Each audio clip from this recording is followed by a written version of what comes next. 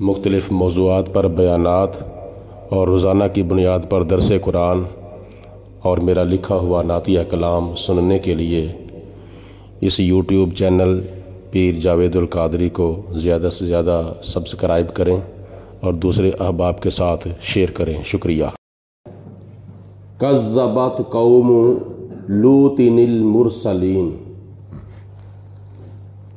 قوم لوط یعنی لوط علیہ السلام کے وقت کی قوم نے اللہ کے رسولوں کو جھٹلایا۔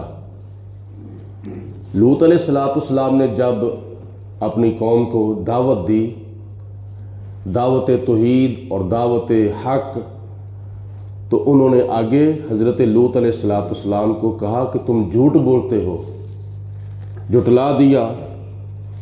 کب؟ اذ قال لهم اخوهم لوط، جب حضرت لوط علیہ السلام نے ان کو جو کہ ان کے ہم قبیلہ تھے ارشاد فرمایا، الا تتقون، کیا تم اللہ تعالیٰ سے ڈرتے نہیں؟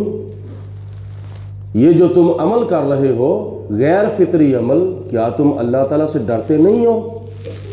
انی لکم رسول امین، بے شک میں بھی تمہاری طرف رسول امین بنا کر بھیجا گیا ہوں۔ امین جیسا کہ آپ کو پتہ ہے امانت دار۔ اللہ تعالیٰ کے ان رسولوں نے جو اپنی اپنی قوموں کو فرمایا تھا کہ میں تمہاری طرف امین بن کر آیا ہوں، اس کا مطلب یہ ہے کہ اللہ تعالیٰ جو ہمارے اوپر وحی فرماتا ہے، اس وحی کے اندر جو پیغام ہوتا ہے اس پیغام کے اندر میں خیانت نہیں کرتا۔ آج بھی اگر کسی کو پیغام دیا جائے نا، کسی کی طرف جا کے پیغام دے دو تو اتنا ہی پیغام دینا چاہیے جتنا کسی نے پیغام دیا ہے، نہ اس کے اندر کمی کرنی چاہیے نہ اس کے اندر زیادتی کرنی چاہیے۔ اگر کمی کی جائے گی تو بخل ہوگا، اگر زیادتی کی جائے گی تو پھر مبالغہ ہوگا۔ تو جتنی بات کا علم ہو اتنی بات آگے پہنچانی چاہیے، اگر وہ پہنچانی مناسب ہے یا پہنچانی فرض ہے تب۔ اس طرح نہیں ادھر دیا سن کے ادھر لاتیاں، ادھر دیا سن کے ادھر لاتیاں، درمیان میں اگ بال چھڑی، نفرتہ پیدا کر چھڑیاں۔ حضور علیہ السلام نے فرمایا بشروا ولا تنفروا، آپس میں ایک دوسرے کو خوش کیا کرو، ایک دوسرے کے درمیان نفرتیں نہ پھیلایا کرو۔ جناب لوط علیہ السلام نے ارشاد فرمایا انی لکم رسول امین، اے میری قوم میں تمہاری طرف اللہ کا رسول امین بن کر آیا ہوں۔ فاتقوا اللہ، تو تم اللہ تعالیٰ سے ڈرتے رہو، واطیعون، اور میری اطاعت و فرما برداری کرتے رہو۔ وما اسألکم علیہ من اجر، اور میری طرف سے جو تمہیں تعلیم مل رہی ہے، جو تمہیں اللہ تعالیٰ کی باتیں تمہاری طرف پہنچ رہی ہیں، احکامات پہنچ رہے ہیں، میں اس پر تم سے کوئی اجرت طلب نہیں کرتا، کچھ میں تم سے مانگتا نہیں ہوں، میں تمہارا محتاج نہیں ہوں، محتاج میں صرف اور صرف اللہ تعالیٰ کا ہوں۔ ان اجریہ الا علی رب العالمین، میری اس تبلیغ اور میری تعلیم دینے کا جو اجر ہے وہ میرا رب مجھے عطا فرمائے گا، وہ اس کے ذمہ کرم پر ہے۔ اطاعت ذکران من العالمین، اور ان جہانوں میں، ان لوگوں میں یہ جو تم عمل کر رہے ہو یہ اللہ تعالیٰ کی ذات کو ناپسند ہے، یعنی اپنی خواہش پوری کرنے کے لیے تم اپنی منکوحہ عورتوں کو چھوڑ کر مردوں کی طرف جاتے ہو۔ یہ کتنا غیر فطری عمل ہے کہ جب اللہ پاک نے تمہارے نکاح کے اندر تمہاری بیویاں تمہیں عطا فرمائی ہیں تو اپنی بیویوں سے اپنی خواہش پوری کرو، تو اپنی بیویوں کو چھوڑ کر تم مرد ہو کر مردوں کی طرف جاتے ہو، یہ غیر فطری عمل ہے۔ تو اللہ تعالیٰ اس کے بارے میں قرآن پاک میں بڑی سخت وعید فرماتا ہے، بڑا غصہ اور بڑا جلال فرماتا ہے، بڑا غضبناک ہے اللہ پاک۔ نبی کریم علیہ السلام نے ارشاد فرمایا کہ قیامت کے دن غیر فطری عمل کرنے والے کی طرف اللہ تعالیٰ نظر رحمت سے دیکھے گا بھی نہیں، اتنا خدا تعالیٰ ناراض ہے۔ وَتَذَرُونَ ما خلق لکم ربکم من ازواجکم، جب کہ خدا تعالیٰ نے تمہیں حلال بیویاں عطا فرمائی ہیں تو اپنی بیویوں کو نظر انداز کر کے تم کیوں اللہ تعالیٰ کی ذات بابرکات کا غضب حاصل کرتے ہو؟ بل انتم قوم عادون، بلکہ تم تو حد سے بڑھنے والے ہو، تم تو سرکش ہو۔ قالو، ان کو چاہیے تو یہ تھا کہ آگے سے مان جاتے، ایک اللہ کے نبی ان کو دعوت حق دے رہے ہیں، احساس دلا رہے ہیں، ان کو تبلیغ کر رہے ہیں، تو کیا ان کے اوپر اثر نہیں ہو سکتا تھا؟ ہو سکتا تھا، لیکن اللہ تعالیٰ کے نبی کی زبان کے اندر جو تاثیر ہے اس کے اندر بھی کسی قسم کا کوئی شک نہیں۔ اللہ کا نبی ان کو کہہ رہا ہے، وہ عام بندہ نہیں کہہ رہا، لیکن اس کے باوجود ان کے دلوں کے اوپر موریں لگی ہوئی تھیں۔ اور انہوں نے آگے سے کیا جواب دیا؟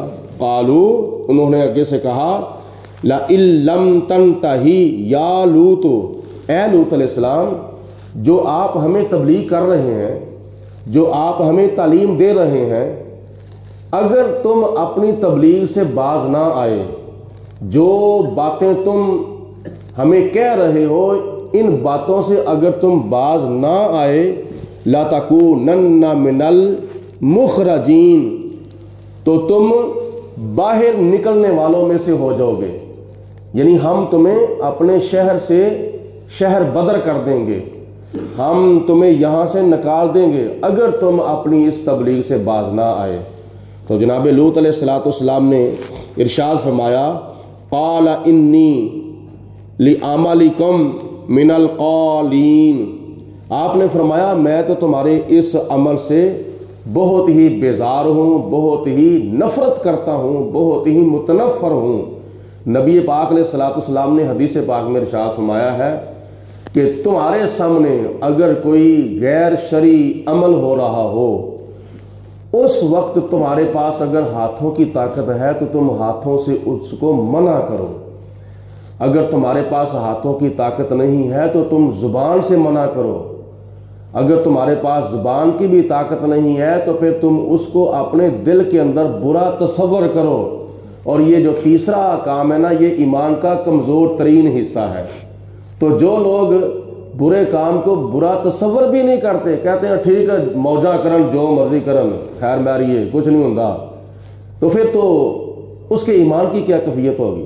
حضور علیہ السلام نے فرمایا برے کام کو برا تصور کرنا بھی ایمان کا کمزور ترین حصہ ہے، جبکہ تمہارے پاس ہاتھوں کی طاقت ہے تو ہاتھوں سے منع کیوں نہیں کیا؟ زبان سے طاقت ہے تو زبان سے منع کیوں نہیں کیا؟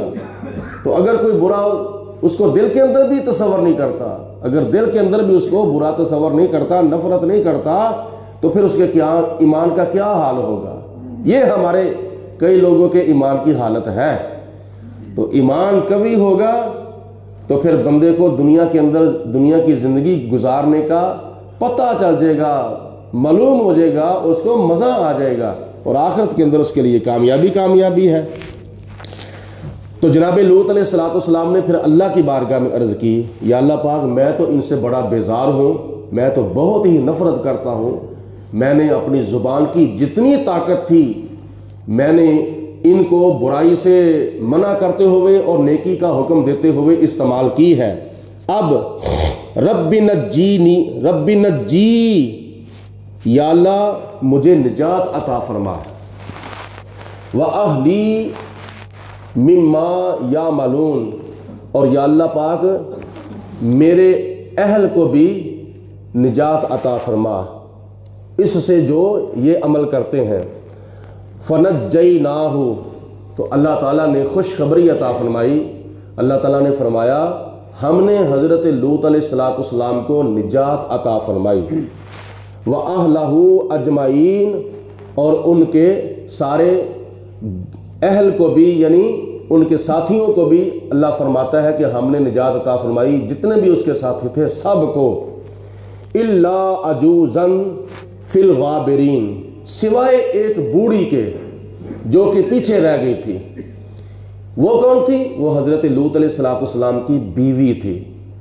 حضرت لوط علیہ السلام کی جو بیوی تھی وہ قوم لوط کے اس غیر فطری عمل کے اوپر راضی تھی، اور بلکہ حضرت لوط علیہ السلام کے پاس اگر کوئی مہمان آتا تھا اور ان مہمانوں میں اگر کوئی نوجوان خوبصورت لڑکے ہوتے تھے تو ان لڑکوں کی جا کے قوم کے سامنے مخبری کیا کرتی تھی کہ آج ہمارے گھر میں مہمان آئے ہیں اور ان مہمانوں میں نوجوان لڑکے ہیں، بڑے خوبصورت ہیں۔ تو اس وجہ سے اللہ پاک کی ذات نے حضرت لوط علیہ السلام کی بیوی کو ایمان کی دولت ہی نہیں عطا فرمائی، ایمان سے مالا مال ہی نہیں کیا، وہ پیچھے رہ گئی۔ تو خدا تعالیٰ نے فرمایا حضرت لوط علیہ السلام کو اور لوط علیہ السلام کے سارے ساتھی جنہوں نے ان کا کلمہ پڑھا تھا، ان کے گھر والوں نے یا ان کی بیٹیوں نے یا ان کے باقی ساتھیوں نے، تو ہم نے ان سب کو نجات عطا فرما دی اپنے عذاب سے، لیکن ایک بوڑھی جو پیچھے رہ گئی تھی اس کو ہم نے قوم کے ساتھ تباہ و برباد کر دیا۔ ثم دمرنا الآخرین، پھر جو دوسرے لوگ تھے نا، یعنی حضرت لوط علیہ السلام کے ساتھیوں کے علاوہ جو دوسرے لوگ تھے، اللہ پاک فرماتا ہے کہ ہم نے ان کو مکمل طور پر تباہ و برباد کر دیا، نیست و نابود کر دیا، ان کے اوپر اپنا غضب نازل کر دیا، اپنا عذاب نازل کر دیا۔ وہ کون سا عذاب تھا؟ وَأَمْطَرْنَا عَلَيْهِمْ مَطَرًا، ان کے اوپر ہم نے بارش نازل کی۔ بارش کون سی؟ یہ پانی کی بارش نہیں بلکہ کوئی خاص بارش نازل کی۔ وہ کون سی بارش تھی؟ مفسرین نے لکھا ہے، بعض نے لکھا ہے کہ ہم نے ان کے اوپر پتھروں کی بارش کی تھی، پتھروں کی بارش، آسمان کی طرف سے ان کے اوپر پتھروں کی بارش۔ کچھ مفسرین نے لکھا ہے کہ اللہ فرماتا ہے کہ ہم نے ان کے اوپر آگ کے شعلوں کی بارش کی تھی، آگ کے شعلے جن لوگوں کے اوپر برسیں اور آسمان سے برسیں، پتھر جن لوگوں کے اوپر برسیں اور آسمان سے برسیں۔ آگے تم اندازہ کرو پھر ان لوگوں کا کیا حال ہوگا، کیسا ان کا عذاب دردناک اور خوفناک ہوگا۔ اللہ فرماتا ہے کہ ہم نے ان کے اوپر آگ کے شعلوں کی بارش کی یا پتھروں کی بارش کی۔ فساء مطر المنذرین، اور یہ بہت ہی بری اور بہت ہی سخت بارش تھی ان کے اوپر جو ڈرائے گئے تھے، جن کو حضرت لوط علیہ السلام ڈراتے تھے، وہ باز آ جاؤ، سیدھے راستے پہ آ جاؤ، شیطان کے شر سے بچ جاؤ، جہنم کے راستے سے بچ جاؤ، ورنہ تمہارا آخرت کے اندر جو حال ہونا ہے وہ تو ہونا ہے، دنیا کے اندر ہی تمہارے اوپر عذاب آنے والا ہے۔ ان فی ذالک لآیہ، اللہ فرماتا ہے کہ حضرت لوط علیہ السلام کے واقعہ کے اندر اور ان کی قوم کے انجام میں سبق اور عبرت حاصل کرنے کی نشانی ہے، علامت ہے۔ وما کان اکثرهم مؤمنین، اور ان کے جو اکثر لوگ تھے وہ ایمان نہیں لائے تھے۔ وَإِنَّ رَبَّكَ لَهُوَ الْعَزِيزُ الرَّحِيمُ، اے میرے حبیب علیہ السلام، بے شک آپ کا رب جو ہے وہ بہت ہی عزت والا ہے، بہت ہی غلبے والا ہے اور اپنے بندوں کے اوپر بڑا مہربان ہے۔ اللہ پاک کی ذات بابرکات نے ان آیات بینات میں حضرت لوط علیہ السلام کا دعوت حق دینا اور قوم کا آگے سے مخالفت کرنا اور قوم کے اوپر اللہ کی طرف سے عذاب آنا بیان فرمایا ہے۔ اگلی چند آیات بینات میں اللہ پاک نے حضرت شعیب علیہ السلام کا ذکر خیر فرمایا ہے۔ اللہ رب العالمین کی ذات بابرکات ہم سب کو قرآن مجید پڑھنے کی، سننے کی اور جہاں تک ہو سکے سمجھنے کی اور اس کے اوپر پھر عمل کرنے کی اور پھر قرآن پاک کی تعلیمات کو دوسرے مسلمان بہن بھائیوں تک پہنچانے کی توفیق عطا فرمائے۔ اور اللہ تعالی ہم سب کو دنیا اور آخرت کی کامیابیوں سے مالا مال فرمائے۔ زیادہ سے زیادہ وقت مسجد میں گزارا کرو، یہ بڑی خوش نصیبی ہے۔ دنیا کے اندر بندہ اللہ کے ذکر کے بغیر روزانہ کا ہزاروں روپیہ بھی کما لے، لاکھوں روپیہ بھی کما لے، لیکن سکون نہیں ہے، چین نہیں، اطمینان نہیں۔ اگر سکون ملتا ہے تو خدا کے گھر میں، نہ دنیا سے، نہ دولت سے، نہ گھر آباد کرنے سے، تسلی دل کو ملتی ہے خدا کو یاد کرنے سے۔ اللہ تعالیٰ کے ذکر کے اندر اتنی تاثیر ہے، تو خدا تعالیٰ کے گھر میں آنا، حاضری دینا، یہ بھی بہت بڑی خوش نصیبی ہے۔ بالخصوص 5 وقت کی نماز کے علاوہ درس قرآن کے لیے مسجد کے اندر جتنا زیادہ ہو سکے ٹائم گزارنا چاہیے۔ پھر 8ویں دن اللہ پاک تمہیں وہ موقع نصیب فرماتا ہے جس کے بارے میں نبی پاک علیہ السلام نے فرمایا کہ یہ جو جمعے کا دن ہے یہ مسکینوں کا، غریبوں کا حج ہے۔ تو جمعے والے دن غسل کرنا اور صاف اور پاک اور دھوئے ہوئے کپڑے پہننا، سرما لگانا، خوشبو لگانا، سر کو تیل لگانا، زیب و زینت پہن کر اللہ تعالیٰ کے گھر میں حاضر ہونا، اول وقت میں آنا اور آخر پہ جانا، نبی پاک علیہ السلام نے فرمایا پورے ہفتے کے گناہوں کا کفارہ ادا ہو جاتا ہے۔ وہ گناہ جو بھول کر ہو چکے ہیں، جو صغیرہ گناہ ہے، کبیرہ گناہوں کے لیے تو توبہ ضروری ہے نا، یا کبیرہ گناہوں میں کئی گناہ ایسے ہیں کہ ان کا کفارہ دینا پڑتا ہے، کئی ایسے گناہ ہیں ان کا فدیہ دینا پڑتا ہے، کئی ایسے گناہ ہیں ان کی وجہ سے شرعی حد لگ جاتی ہے۔ تو اللہ پاک ہم سب کو زیادہ سے زیادہ دین کے قریب ہونے کی توفیق عطا فرمائے۔ تو دین کے قریب تو وہی ہوگا جو زیادہ تر وضو کے اندر وقت گزارے گا، یا مسجد کے اندر وقت گزارے گا، یا قرآن پاک کے قریب ہوگا، یا علماء کے قریب ہوگا، یا اللہ تعالیٰ کے دین کی باتیں دل کے کانوں اور دل کے ساتھ اور محبت کے کانوں کے ساتھ سنے گا۔ تو اللہ پاک ہم سب کو دنیا اور آخرت کی کامیابیوں سے مالا مال فرمائے۔ جمعے والے دن جو جلدی آنے والا ثواب ہے نا، جلدی حاضر ہونے والا ثواب ہے، وہ ضائع نہ کیا کرو، یہ آخرت میں کام آئے گا۔ بڑا عرصہ تم نے ایسے گزار لیا ہے، میں نے آپ کو یہ بات بتائی ہے کہ جمعے والے دن خطبہ جمعہ سننے کے لیے جلدی جلدی آیا کرو، پھر بھی لوگ کئی اس وقت آتے ہیں جب 5 منٹ باقی رہ جاتے ہیں۔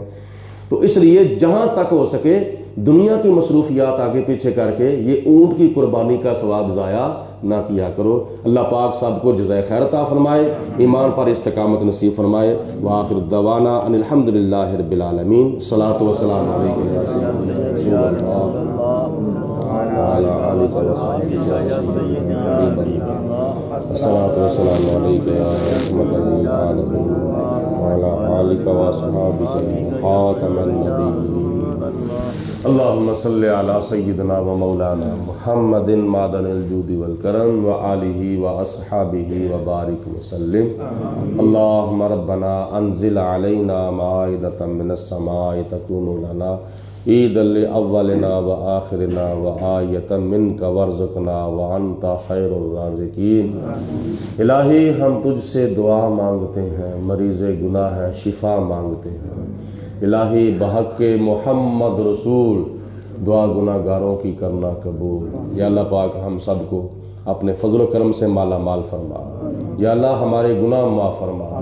یا اللہ ہماری نیکیاں اپنی بارگاہ میں قبول فرما۔ یا اللہ ادا کی ہوئی نماز فجر کو قبولیت کے شرف عطا فرما۔ یا پروردگار عالم ہمیں انبیاء علیہم السلام کے واقعات سن کر سبق حاصل کرنے کی اور اپنے آپ کی اصلاح کرنے کی توفیق عطا فرما۔ مرتے وقت کلمہ پڑھنا نصیب فرما۔ شیطان کے شر سے، نفس کے دھوکے سے، موت کی سختی سے، قبر کے عذاب سے، حشر کی شرمندگی سے، دنیا اور آخرت کی ذلت و رسوائی سے محفوظ فرما۔ یا اللہ پاک سامعین حاضرین کے گھروں میں اور کاروبار میں اپنی رحمتوں برکتوں کا نزول فرما۔